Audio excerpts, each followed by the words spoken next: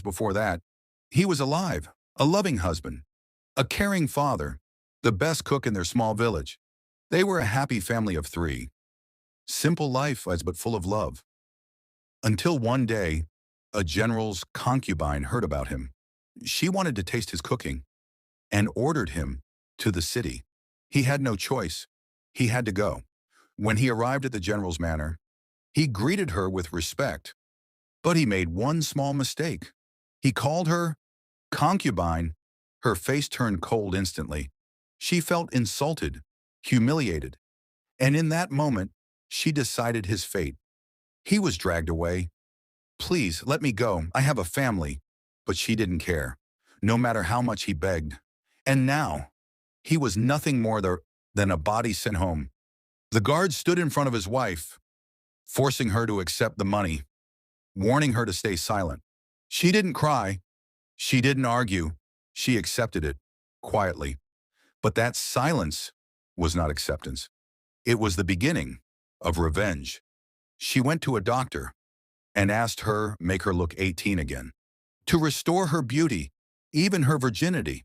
The process was brutal. Skin was cut. Bones were reshaped. The pain was unbearable. But she didn't scream. She didn't cry.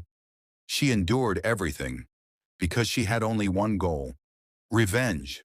And this time, she would use herself as the weapon. She didn't just come back for revenge. She came back to trap him. Right in front of the general's manor, she opened a small soup stall and waited.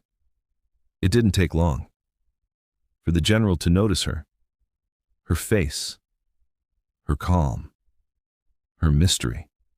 Pulled him in.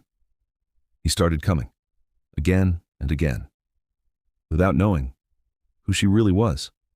And that's when she made her move. She gave him a small pouch, a simple gift, or so he thought. That night, everything changed.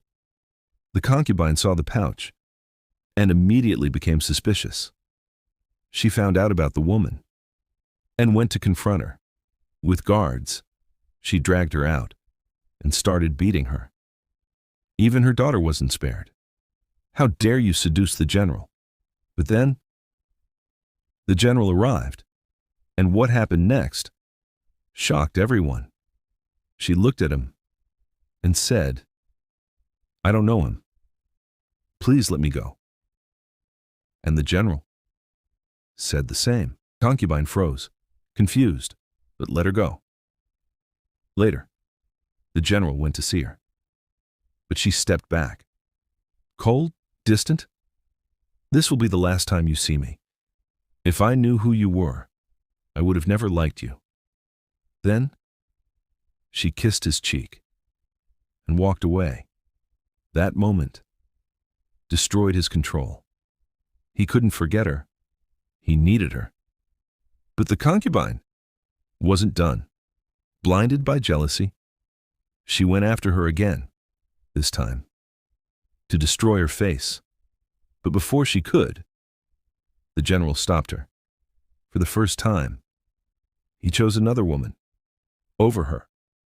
The concubine broke down. "You hit me," for her, and left. From that moment, there was no turning back. The general made his decision. He would marry her as his concubine. And now we are equal. Let's see how this ends.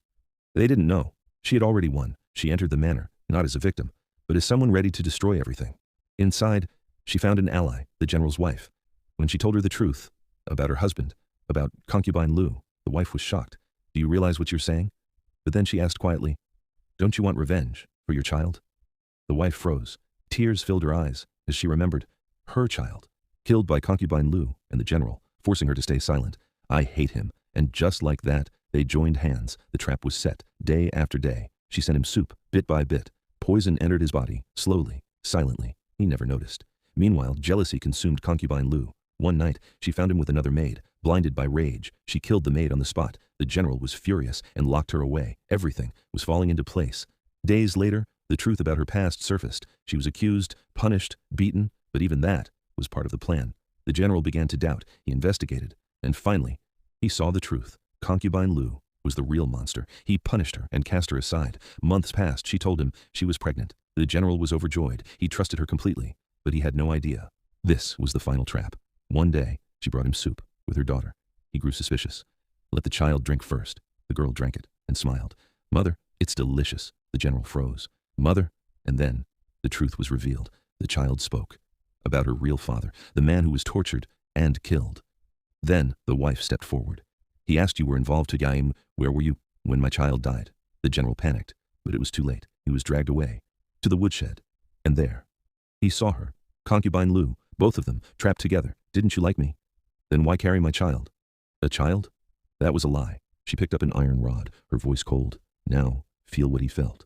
And then, she burned it all, the manor, the lies, the people who destroyed her life, gone, in flames. When it was over, she took her daughter and walked away, without looking back, leaving behind nothing but ashes.